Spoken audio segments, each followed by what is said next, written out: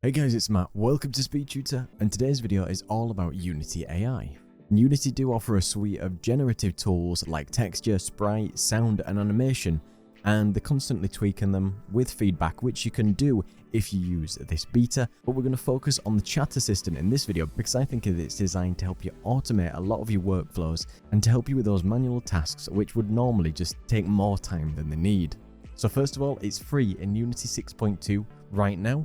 It does use a point system, but the points are pretty much unlimited, and it will use a point system going forward. There's no more information on that. If you do want to make some generations in 6.2 and use them in other projects, you can do that. Do remember that when you're using Unity AI, it will not steal things from your project because any AI learning is off by default, and you can go into the settings to change that at any time.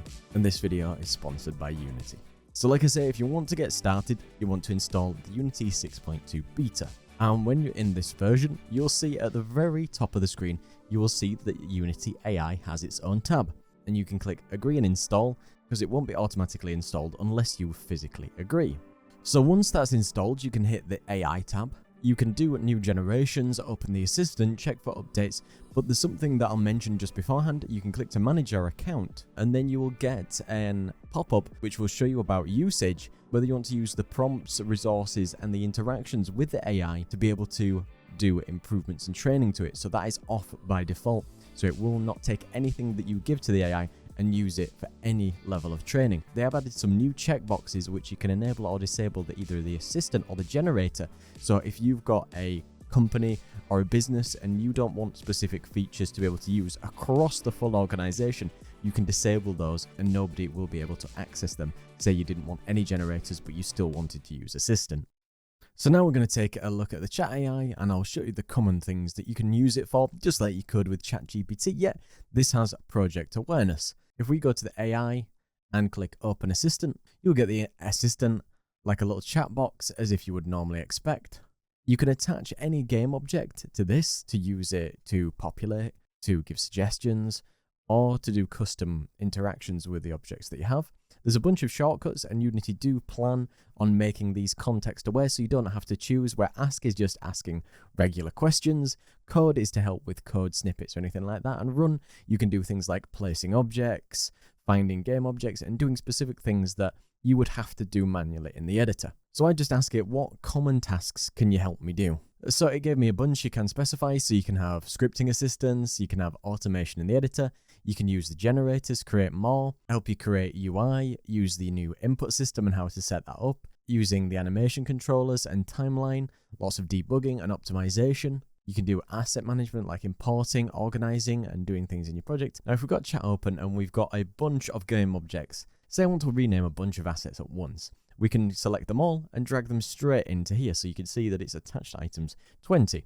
I'm going to go to the run command, and I've got them to rename all the floor panels starting with the naming convention floor_panel_1, and I'll increment it by 1 every time. And it does say they'll be renamed sequentially, and I'll just hit run. And now you can see everything's been renamed to floor_panel_1 all the way up to 20 for the amount of objects that we had here. Equally, if I wanted to scale a lot of different assets, I'll remove what's currently in the attached items. Now I've just said find all the sofas in my scene and scale them by 2 times. So it does say all the sofas in the scene with name sofa 1C, sofa 2C, and 3C will be scaled times 2.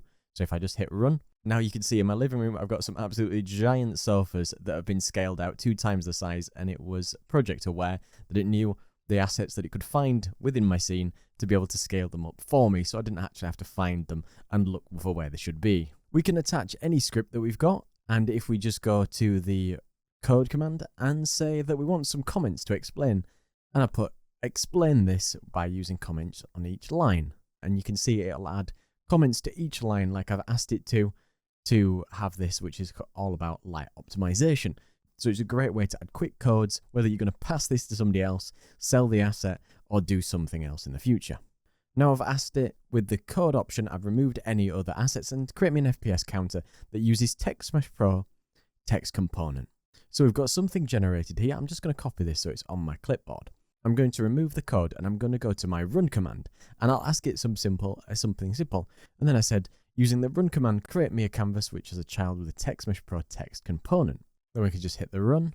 It has created me a new canvas up here, and we can just import the TextMesh Pro essentials because that's what we need for TextMesh Pro to work. So you can see that there's new text here, and what I'm going to do is I'm going to go back up to the script that I created and choose save. I'm going to save this just in the default assets and hit save, and it's added the FPS counter that I wanted. And I'm going to add this script to the canvas game object. And you can see it's looking for some FPS text. I'm just going to add that in there. And then when we hit play, you can see my FPS is the same as the stats window, so we can use that within our game too. I've gone onto the run command and I wanted to sort out things in my project. I want to put all the animations in my project in a folder called animations. So what we'll do is we'll run that, and then it'll say all animation assets in the project will be moved to assets and animations. If the folder doesn't exist, it'll automatically be created. So I'll hit run. Now you can see all the animations that may have been in other places is now being transferred to a folder, which makes it much more usable if you need to find everything and put them into one place. So these are just some examples of what you can use the chat assistant for, but of course any of these can just aid your use within Unity. If you want to find out everything that's in your project that's made with AI, if you want to exclude it or do something like that, you can right-click your project panel, choose Search Generated Assets. This will pop up a little search box and have a label of Unity AI, and it'll show you every single asset and every single item that's been created. So you might want to delete these or remove these from a build if you don't want them. And you can see when you select any of the particular assets, you can see it is labeled as Unity AI. So if you want to exclude these from Steam builds or other things like that, you can do that too. You can also check out my entire data framework video if you're interested in learning more about what Unity have been bringing in to give you all the control over your data and what they could use it with. You can also check out Unity's roadmap as well, which shows you all the features that are coming up in Unity, and you can even submit features that you might want to see in the upcoming AI because there might be something pressing that you really want to know. You'll be sure to check out all the links in the description for all the best sales and everything going on at the very moment. Big thank you to all my patrons, special thank you to Very Shooter and Party of 10 for their amazing support, and don't forget to like, comment and subscribe. Cheers.